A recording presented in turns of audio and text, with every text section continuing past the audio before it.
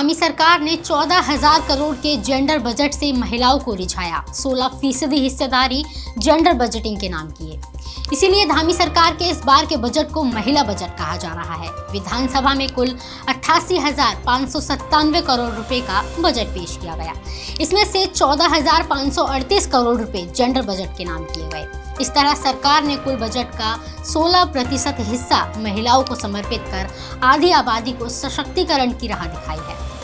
धामी सरकार ने नंदा गौरा योजना, मुख्यमंत्री महालक्ष्मी योजना, मुख्यमंत्री वात्सल्य योजना और गंगा गाय महिला डेयरी विकास जैसी योजनाओं पर फोकस किया है।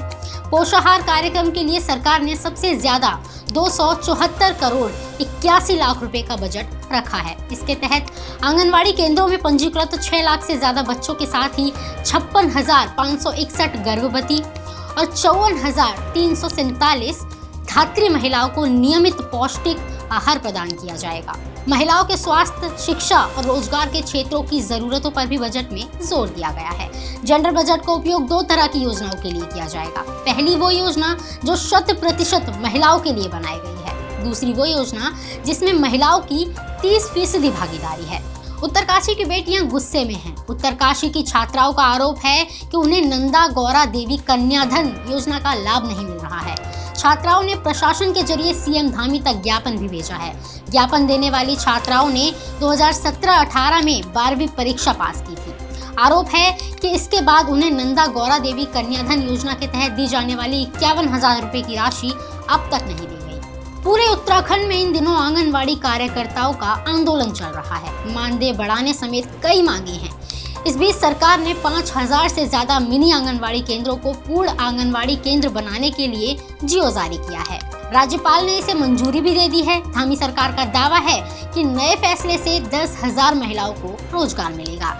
लेकिन इस फैसले से राज्य की कितनी आंगनवाड़ी कार्यकर्ता संतुष्ट हैं, हमने जानने की कोशिश की। कि हमारी मांग तो मानदेय बढ़ोतरी की है, क्योंकि हम लगातार उसी बात को लेकर कि हमारा मानदेय हम जब आपने भी मजदूर बोला है, हम न्यूनतम मजदूरी मांग रहे हैं। हमारा मजदूर ये कि न्यूनतम मजदूरी 600 रुपये हमको देखिए 18,000 मानदेय कर दीजिए। हमने पिछली बार भी जो आंदोलन किए थे उस समय धामी सरकार जी ने उनका हमारा 1800-1500 बढ़ाया था। हम तो 18,000 की मांग कर रहे थे, लेकिन उन्होंने कहा जैसे जैसे हमारी सरकार आगे चलेगी हम आपका मानदेय बढ़ाएंगे। हम ये कहेंगे कि सरकारें वाहवाही ठीक है लूट रही हैं कि जो 5,000 से ऊपर मिनी आंगनवाड़ी को प्रमोट वाली बात है, तो वो एक ऐतिहासिक फैसला है और उसके लिए माननीय मंत्री जी का धन्यवाद करते हैं कि हमारी बहनों के साथ ये सही हुआ है समानता का जो। लेकिन लड़ाई न्यूनतम मजदूरी की है कि 600 रुपये रोजाना जो हमें मजदूरी मिले 18,000 हो। मैं सरकारों से ये बोलना चाहती हूँ कि कल जो बजट पेश हुआ है, आप कहते हैं महिलाओं पे फोकस किया गया है। आपने करोड़ों रुपए जो बजट का प्रावधान रखा है कि हम महालक्ष्मी के वितरण करेंगे, बाल प्लस योजना है कि जिससे हमारी महिलाओं को लाभ मिलेगा। मैं अपनी माननीय मंत्री जी से, सरकारों से ये बोलना चाहती हूँ कि आपके इन करोड़ों की बजट की जो योजनाएं हैं, इनको धरातल तक ले जाने का काम कौन करेंगे? हमारी आंगनवाड़ियाँ। उत्तराखंड में चर्चित अंकिता भंडारी हत्याकांड मामले से जुड़ी अहम खबर है। अंकिता के माता पिता सरकार पर गंभीर आरोप लगाते हुए श्रीनगर में अनिश्चितकालीन धरने पर बैठ गए हैं। उनके धरने को स्थानीय लोगों और कई जनप्रतिनिधियों ने अपना समर्थन दिया है। अंकिता के माता पिता ने सरकार पर गुनहगारों को बचाने का आरोप लगाया है। न्याय न मिलने तक धरना जारी रखने की चेतावनी भी दी है। अंकिता के पिता वीरेंद्र भंडारी ने कहा कि 1 साल बाद भी उनकी बेटी को इंसाफ नहीं मिल सका है। उन्होंने आरोप लगाया कि जो लोग बेटी को इंसाफ दिलाने के लिए उनकी मदद कर रहे हैं, सरकार उन लोगों के खिलाफ साजिश कर उन्हें और उनके परिजनों का या तो ट्रांसफर कर रही है या मुकदमे में फंसाने का काम कर रही है। पौड़ी में पलायन के खिलाफ फूट रहा है लोगों का गुस्सा। पौड़ी संघर्ष समिति ने ग्रामीण विकास और पलायन निवारण आयोग के दफ्तर पर ताला जड़ दिया। आरोप है कि आयोग के दफ्तर के अधिकारियों ने जिले में पलायन रोकथाम के लिए कोई ठोस कदम नहीं उठाया।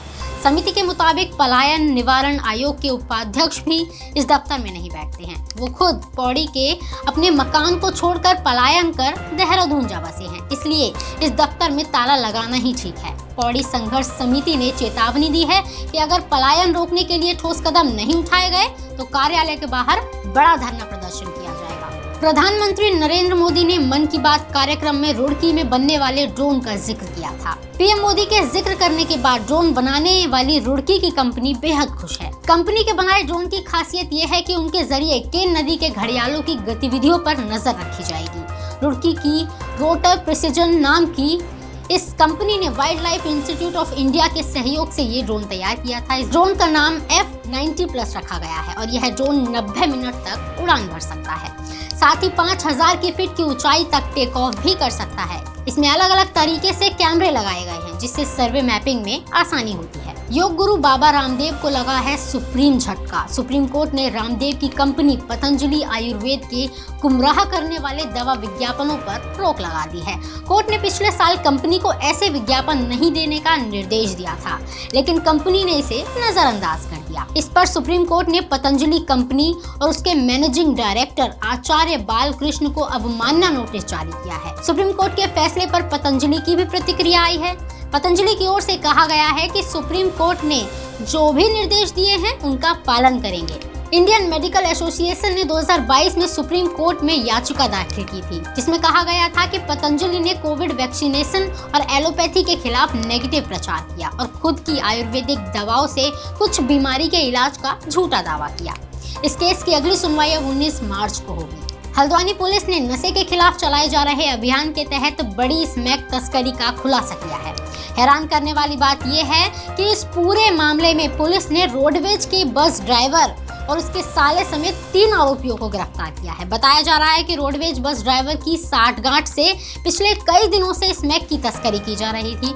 सूचना मिलने पर तस्करों के फोन नंबर सर्विलेंस में लगाए गए थे। पुलिस और एसओजी ने मिलकर ऑपरेशन चलाया और आरोपियों को गिरफ्तार कर लिया। आरोपी स्मैक उत्तर प्रदेश के बदायूं से खरीद कर लाते थे और रुद्रपुर और हल्द्वानी के क्षेत्र में बेचते थे।